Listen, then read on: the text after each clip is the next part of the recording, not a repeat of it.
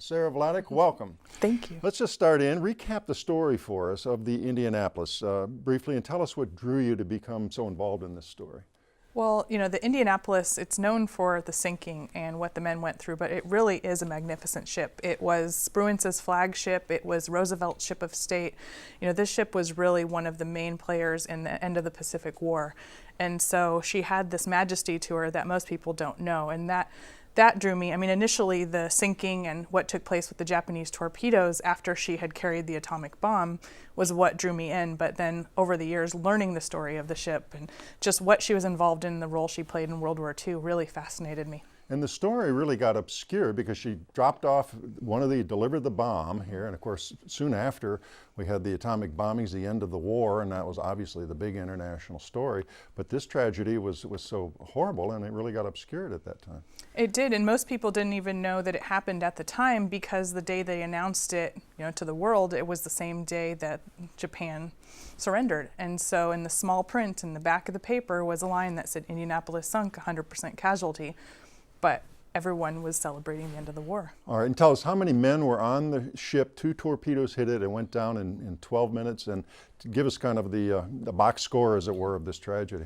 Yeah, well, there were 1,195 crew members. There was actually 1,194 crew members, 1 passenger who just happened to, you know, hitch a ride and on this fated trip, and 316 survived. So they were torpedoed. The ship sank in 12 minutes, and the men were in the water for 5 nights, 4 days before they were accidentally rescued, if you will. And this was warm water in the South Pacific, but that was the least of their problems. Right. You know, they were not in rafts, as you know, you would guess. They were in life jackets. Some were on floater nets. Some had nothing at all and were just there to swim.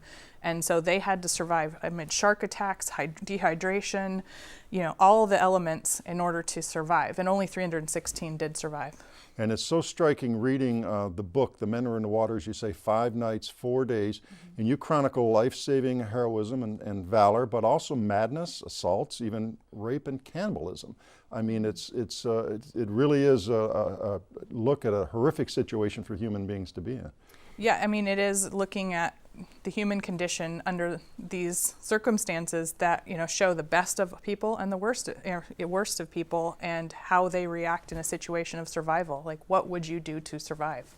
Right. And again, the water was about 80 degrees. Hypothermia eventually became a problem, but it was the sharks. And of course, the movie Jaws has a reference to this terrible incident with one of the characters. And that's probably where most Americans, if they know at all about the Indianapolis, have learned about it. Yes, the Quint monologue in Jaws is really what, you know, most people know the story about. And then, of course, Shark Week tends to highlight it every now and then. But really, you know, the ship was known for so much more, and it's always obscured because of the shark story. And you've been to many of the reunions of the survivors.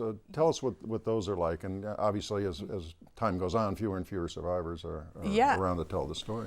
When I started, it was 2001 when I went to my first reunion, and there were 117 survivors attending at that time, and now there are 14 still living. And, you know, this is a gathering of men who, you know, they can share stories, they reconnect. They're the only people in the world that know what happened in those waters and can kind of, you know, use that as a form of therapy. And that really is what that was. Once it started, the men started talking. That helped them deal with this tragedy more than anything else could, because there wasn't PTSD at that time. I mean, treatments for it and such. It wasn't identified. And nobody else could really understand or comprehend Not at all. The circumstances they went through. And they didn't tell their families either. So, you know, most of the families had no idea their fathers or husbands went through this kind of tragedy. I mean, they knew they survived the Indianapolis, but not what that meant. Well, thank you for being here, Sarah Vladeck.